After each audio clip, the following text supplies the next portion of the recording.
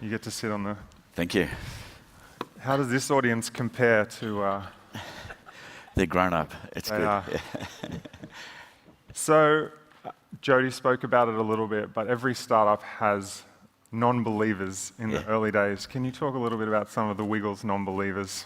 Yeah, well, I suppose we were surrounded by non-believers, and as you mentioned, Anthony and myself and Jeff, one of the original Wiggles, shared a decade of playing music around Australia in a band, and we had some great success there. And Anthony did a degree at university in early childhood studies, so he thought I should combine my early childhood studies with my musical background and form a group to perform for children. Now, nowadays, you could say, you know, like the Wiggles. In those days, there was nothing, well, no one existed like that.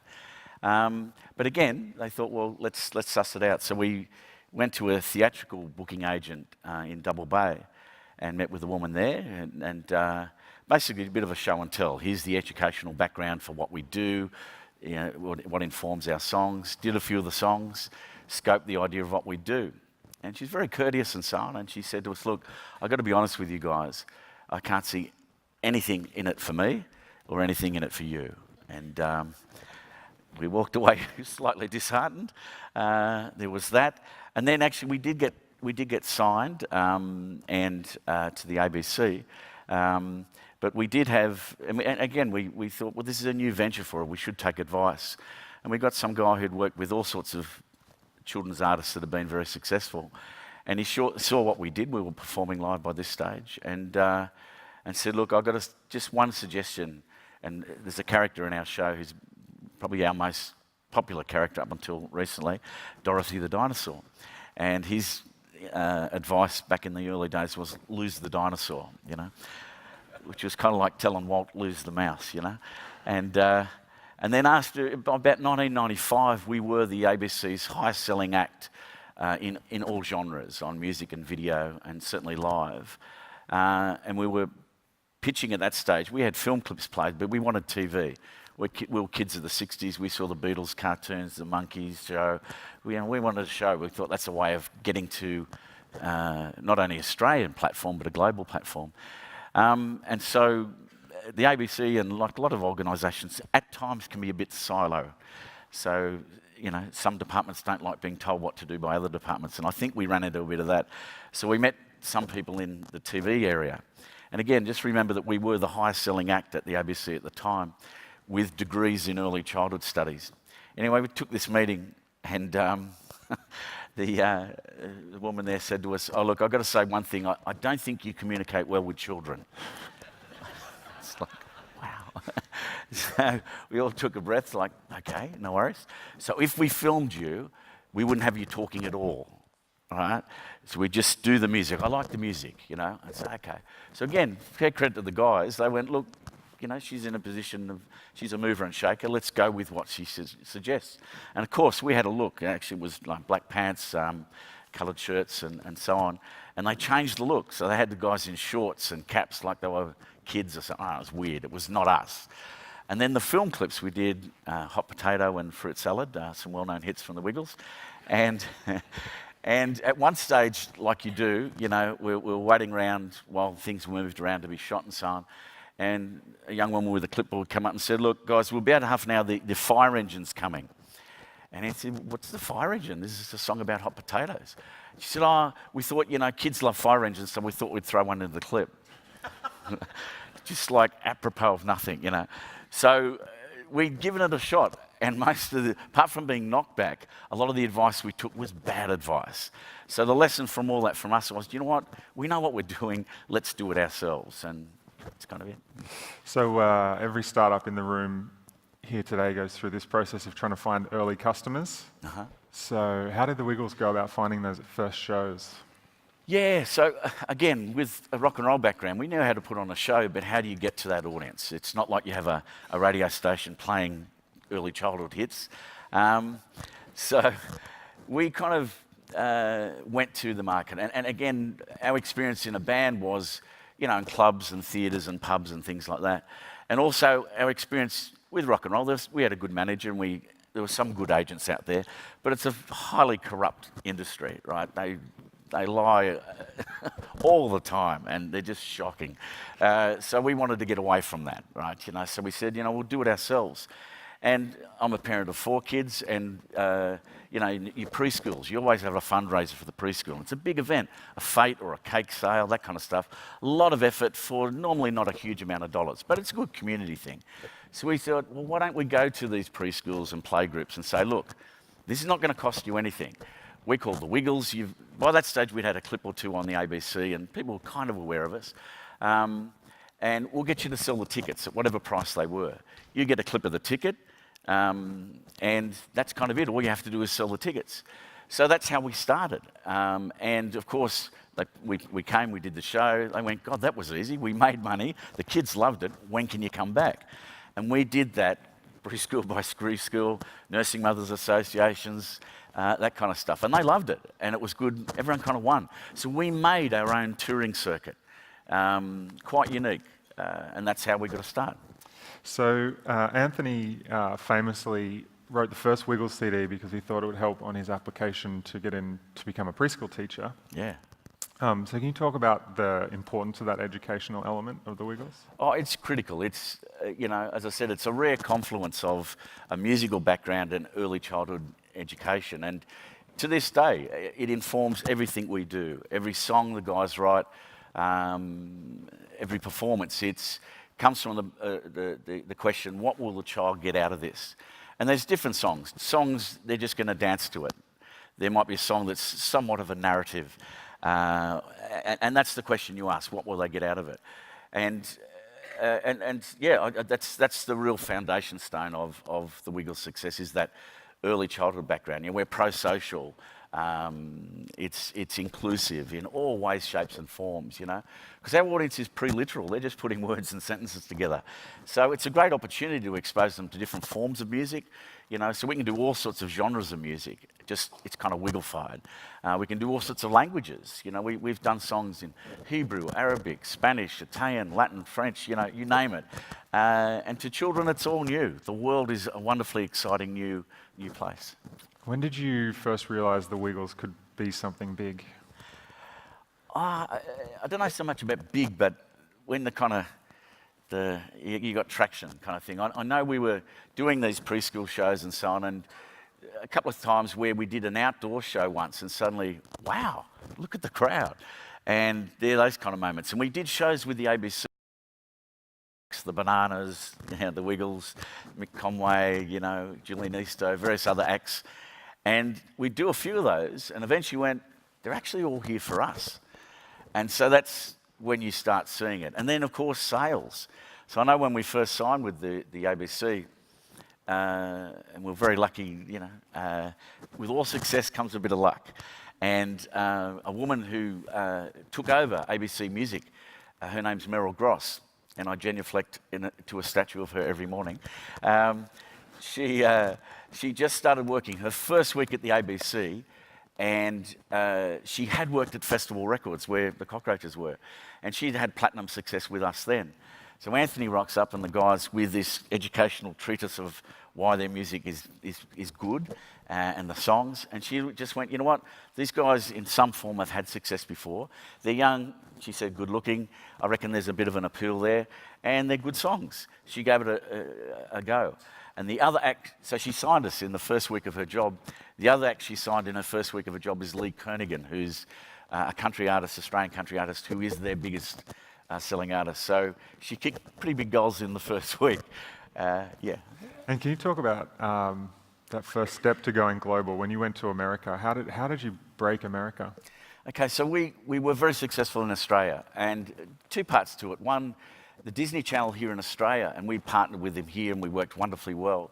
They said, let's have a competition where it's the Wiggles in Disneyland, and we'll film it, be a special for Australia. It did it with Qantas, so, go to Disneyland, see the Wiggles, and that's kind of it. So I thought, well, here's an opportunity. We're going to be in the States. We should invite, companies, video distributors and so on to come see us. Now, as you know, not everyone will come, But luckily some did, and we had people from Dallas, Texas, from Lyric Studios, who owned Barney the Dinosaur. They were the creators of Barney the Dinosaur. And they were a family business. And they came and saw us at Disneyland and just went, wow, this is largely an unknown crowd and they've got something. And so they signed us, but we weren't on TV. And almost like that baseball movie where they say, you know, if you build it, they will come. They said with the Wiggles, if people see them, they'll love them. So bless them, you know. And they said, okay, so how do we do that? Two things they did. Back in the VHS days, Barney the Dinosaur, who was huge, they put one of our film clips as like a trailer before the main feature. Now, we were doing appearances at, you know, video stores and various things like Blockbuster Video and so on. And suddenly we started getting people along to that. And it's like, how do they know?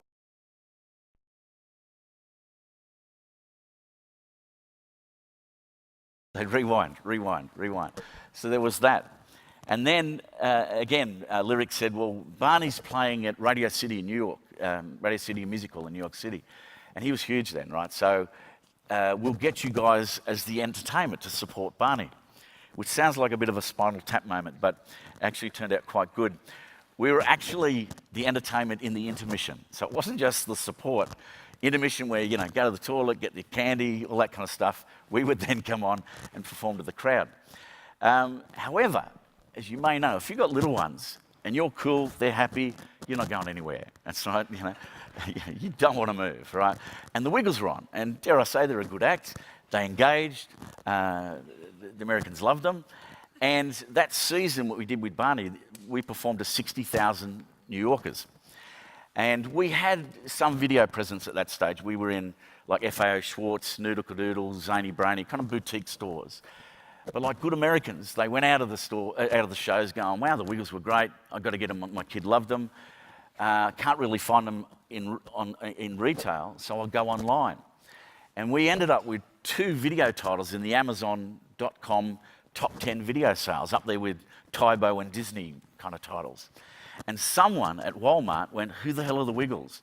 Because they got 2 titles in the Amazon.com, why don't we have them? And normally, you know, as you know, Walmart's the biggest retailer on the planet. Normally you have to sacrifice small animals to get into Walmart, whereas we did it the organic way through demand. So that was pretty cool. That was our first steps into the States. And then the final big one was that someone at the Disney Channel knew of us, well, through the Australian Disney connection actually, saw how well we worked. And they launched the Playhouse Disney, which was a channel just for preschoolers. And again, think about the gravitas of this. They said, hey Wiggles, can you write the theme song for Playhouse Disney? We'll get you to perform it. We quickly said yes. And so, you know, that's kind of selling coals to Newcastle, whatever the expression is. You know, the biggest entertainment company on the planet gets this Aussie group to perform their theme song. And of course our TV show, they played 4 times a day. So we went from doing small halls, you know, in Hoboken to Madison Square Garden Theatre. It kicked very quickly. So you once said about your brother, we don't see eye to eye all the time, but what we always see eye to eye about is the Wiggles ethos. What is the Wiggles ethos? Yeah, well, we're from a family of 7 kids. He's the youngest in the family, and he knows early childhood. He's got the degree. So from the word go, I kind of like, well, you know what you're talking about there. And what he loves about the early childhood ethos is that it's affirming, it's empowering to children, you know, and it's all coming from the perspective of a child. That's the long and short of it, really, you know. And they vary. They're preschoolers, you know. That can be from just standing up to putting sentences together. So they vary, but we need to do things that engage them and that are on their level. And added to that, we're pro-social, you know, healthy choices, all those kind of things. And that's from a time, like in 1991, the expression early childhood obesity didn't exist, you know. Every single successful early childhood group did confectionery. We never have, you know. We just kind of kept on the straight and narrow of what we want to do and what we affirm. And even the way we impart messages, rather than saying, don't do that, don't eat chips and hot dogs and things like that, we go the other way. It's all positive. So it's fruit salad, yummy, yummy. all right? So you get the message in a heartbeat, don't you? It's not saying don't do, you're seeing the virtues of it. And again, from the early childhood point of view, you know, one of the Wiggles' most well-known and loved songs, Can You Point Your Finger and Do the Twist, which is very much a dance song. I spoke about the different songs. And again, part of the title says, can you? Now again, if you want to get a child to do something, you can go pick that up. And you might have different results from that. Whereas if you challenge someone, you know, I wonder if you're strong enough to lift that up, you'll get them to do it. Same with this. Can you point your fingers and do the twist? So you see, just even in the language used, the way they shape it, they understand what works, what engages with our audience. So you're a family of 7. The Wiggles emerged from this amazing family. You have another brother who's a songwriter. Talk about how your upbringing feeds into what the Wiggles is. Yeah, well, as I said, there were 7 of us under the age of 7 at one stage in a house in Western Sydney. And my mum just lives for music. She cannot do without music. And so habits she's passed on to us, like cranking music up, repeating songs a lot. But in the 60s, in the early part, particularly when we were really little, I don't think we had a TV for quite a few years. And so to calm us down and engage us, she would play songs, get us around, get us singing and performing and things like that, which was great.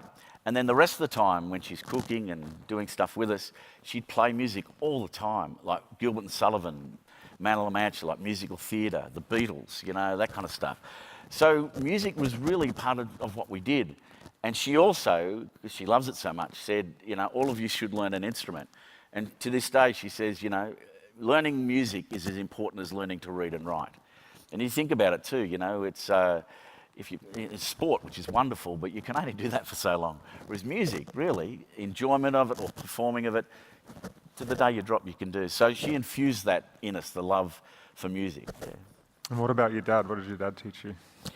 Well, Dad was a pharmacist out west, as I say, and we grew up in a housing commission area. He was a pharmacist there, thriving business in the days before supermarkets. He'd sell everything, right? You know, and he went from looking after babies and weighing them and that kind of stuff to in the 70s when drugs kind of kicked into our area.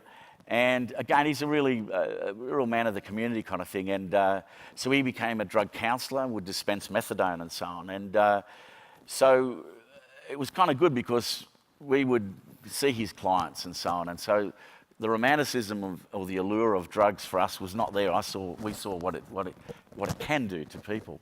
And so when we were in a band playing in King's Cross as a teenager, we were offered everything, but it was like, that's okay, no thanks, you know. But also just, you know, these were families that we grew up with where one of them would get seriously involved in something, and they were from a good family. That was a good kid, right? And so one of the things with us was he was very much, you know, go easy on them, forgive yourself, that kind of stuff. And so probably worked against us in some ways, but when we were in high school and we weren't good kids, right, you know, at all times, if we're in trouble and you know, you got a bad report card or something, you go, oh, such teacher's hopeless and whatever, he'd be on our side. And it was great, you know, like, no, it's true. He was quite forgiving, and to the point of the lessons you learned from kids who went off the rails. If you're into something you get something good out of, roll with it, you know? And as I say, teenage boys playing in the pubs and clubs in King's Cross wasn't exactly kind of, you know, a career thing. It was just what we loved doing. And he went with it. He supported us. Yeah. So you've spoken before about the beauty and the terror of childhood audiences. Can you explain that? It's very true. Look, the beauty of an early childhood audience is that there's a new one born every year, right? True. It's true. So that we've had changes over 26 years, life happening to us, you know, people moving on, people getting sick.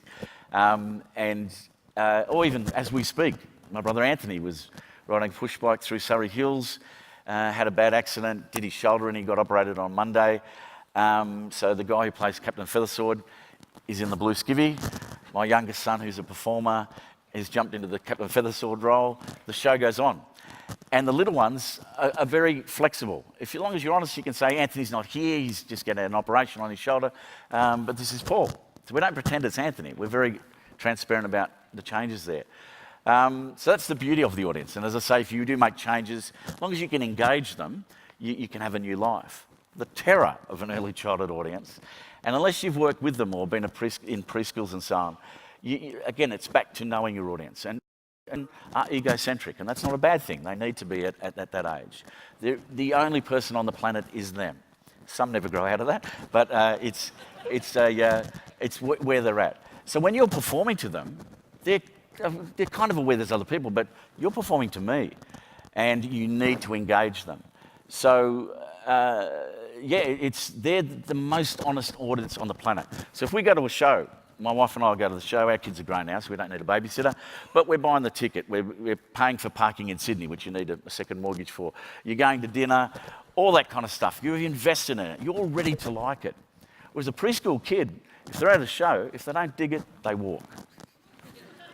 The world's most honest audience. It really is. So that's informed how we do things and what we do things. So we played in Beijing once to an orphanage, and none of the children there would have spoken English at all.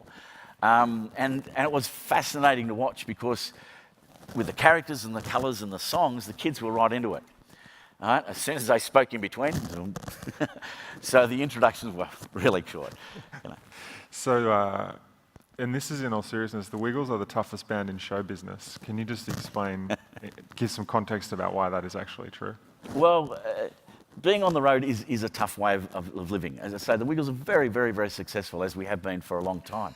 But they work extremely hard. As you mentioned before, in the last 12 months, they've done 333 shows. The way we can do that is we do 3 to 4 shows a day. And they're 1-hour shows, so you need to be physically fit and tough and so on. But where you've probably heard me say that comes from back in New York City and in America, just after 9/11 happened. And, you know, sadly, it's now part of our life, terrorism. But back in those days, it was, you know, horrific and all new to us. So no one knew what was happening. And the Australian Rugby League team cancelled a tour, a tour in England where nothing had happened, right? And we were going to play Washington and New York, where you know, attacks had taken place. And we didn't take it lightly. We looked into it, we investigated, we did all sorts of things. We drove a lot. And I hired some New York cops to kind of hang with us in plain clothes in different locations and so on. But still, that was that real concern hovering above our heads. And we did the Macy's Day Parade, and you just didn't know if something was going to happen. But I tell that story because a lot of my nieces and nephews and some of my kids have seen this band, Slipknot. Have you seen Slipknot? Okay, look them up, Google them. They're kind of the band from hell. They wear masks and it's all kind of thrash and hardcore and all this kind of stuff. Anyway, at that same time that we were playing in New York City and Washington and America, where terror had happened, they cancelled a tour of Australia for fear of terrorism. So that's why I say, who's the toughest band in the world? Yes. So you're obviously a successful singer with the Cockroaches, but have you ever had a chance to don the skivvy and be a Wiggle? Well, yeah, and I've seen many shows, as you know, and they're all great. I love them, but it is different watching them from if you had to jump up. And for many years, people would say, you know, but what happens if one of them gets sick? And I went, but we never do, right? We never missed a gig, you know, and it just never had happened. And then Anthony, my brother, has had all sorts of terrible teeth problems since he was a kid. And he walked in the office, and we were flying out that day to America. And he had like a swollen jaw, and he said, oh, mate, I got this impacted, blah, blah, blah. You better get on the plane, right? So, you know, jump in, you know. And so my first gig as a Blue Wiggle was the Aladdin Casino in Las Vegas, which is a 6,000-seater, sold out, right, you know. And terror, you know. And we drove out in the big red car, and I'm thinking they're going to think, fraud, who's that guy kind of thing. But again, the approach, you know, Murray jumped out of the car and he says, you know, get over and with the Wiggles, I'm Murray, this is Greg, I'm Jeff. And Anthony, folks, he's okay, he's going to be okay, but he's got an impacted tooth. But here's his brother Paul. And they all, yay! And that was it. But two parts from that. There were, I did know the song fairly well, but there were a couple of more complicated dance moves, which was like a Bob Hope movie, where, they're over here, yeah, okay, dance over there and that kind of stuff. And I got through. I did Vegas, I did Phoenix, Arizona, and one other place. And then Anthony rejoined us, and I'm sure I was okay, says me. But he said, you know what, we probably should get understudies. So 21 years into the Wiggles story, about 5 years ago, some of the founding members left. So you had this challenge where you had to reinvent the Wiggles. Yes. So how did you tackle that? We did it on a few fronts, and Jeff, who was in the Cockroaches with us and is Wake Up Jeff, a very famous Wiggle. He hit 60 at that stage. He'd been on the road 20 years with the Wiggles, 10 years at least with the Cockroaches. So he'd been touring 30 years. And he also had a heart condition. And actually he was that close to waking up no more. And we basically said, look, I think it's time, et cetera, and thought hard about it. Anthony wanted to continue. I think they'll carry him out eventually. But we didn't know what business we would do. We're going to have to start again. People know the Wiggles name, but it won't be the same lineup. And people are very, adults particularly don't like change. Kids can be flexible, but adults find it very hard. But they're the Wiggles I grew up with, or my kid loves. So there was going to be a period of transition. So we, business-wise, said, you know what, do the Aussie thing, like we did for the Olympics, which is why they were so good. Prepare for the worst, as if it's just going to be a disaster. And so that's what we did.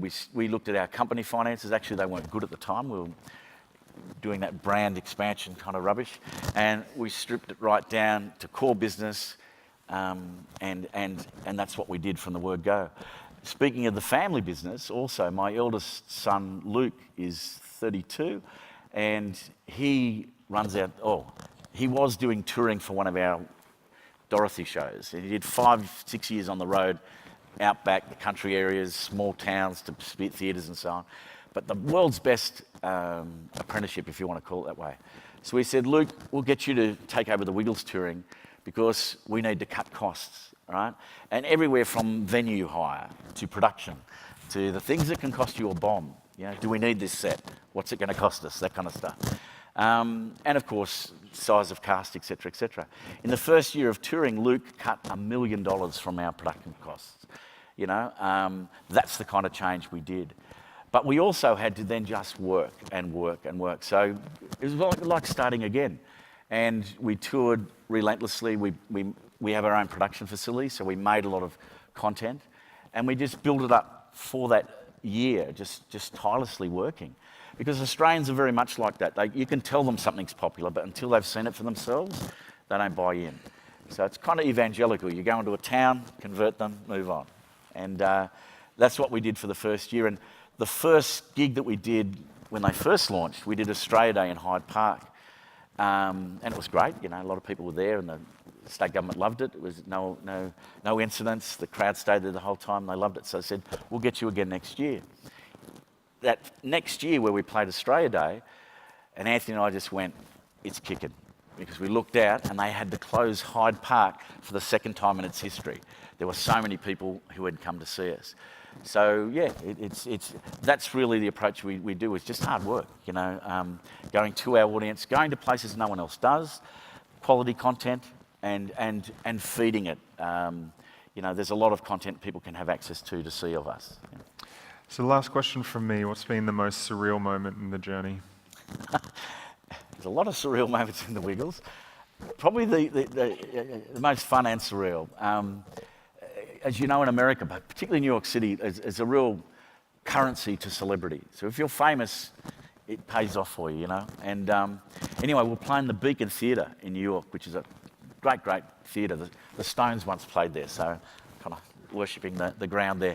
Anyway, we're playing there, and we got a phone call just about half an hour before the show. And our tour manager came and said, Robert De Niro would like to come to the show. Can you fit him in? To which I literally said, I would kick my grandparents out for Robert De Niro. So we did make arrangements for Mr. De Niro. And it was one of those kind of things where, he's 5 blocks away, he's 4 blocks away, and unionised, like soprano kind of union, you know. So we had to get on, right, you know. So I made a very selfless decision. I said, guys, you go on, I'll meet De Niro. And which I did, and he was lovely. And I did actually, to save my skin, say, the guys would love to meet you after the show. Can we say good day? He said, sure. So anyway, he went in, and it was a star-studded audience. Jerry Seinfeld was there. Just lots of stars were there. And Wiggles included on the stage. None of us looked anywhere but at him, right? You know? And he was with his partner, who's a joyous Amazonian woman. She was rocking out to the songs, and the little boy was getting into it. But De Niro was there with a thing of popcorn, I kid you not, studying them, right? And he's literally just working on it, right? And I can never divorce characters they've played from the real person. I think it's like Max Cady from Cape Fear, you know, like, you know. But anyway, we met him afterwards, and he was sweet as and a parent, you know, like, but lovely, lovely, lovely guy. And then afterwards, I was there with Anthony just talking about that, and we just went, you know what, if we get to meet the guys from Home and Away, it's just not going to be the same, is it, you know? So that's all we have time for. Can you guys just join me in thanking Paul for being such an awesome contributor? That's Thanks it. a lot. Yeah. Thanks a lot, mate. Good on you.